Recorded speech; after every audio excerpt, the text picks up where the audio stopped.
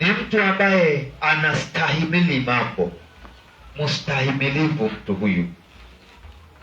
Lakini mtu mnyenyekevu ni yule anayetambua neema alizopewa kutoka kwa Mungu. Kinyume cha mtu mnyenyekevu au kinyume cha unyenyekevu ni kiburi.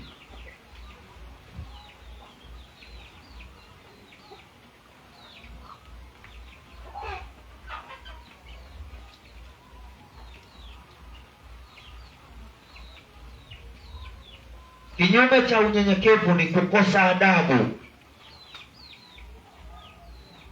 Kinyume cha unyenyekevu ni kuwa na pupa kwenye kila jambo unalolifanya.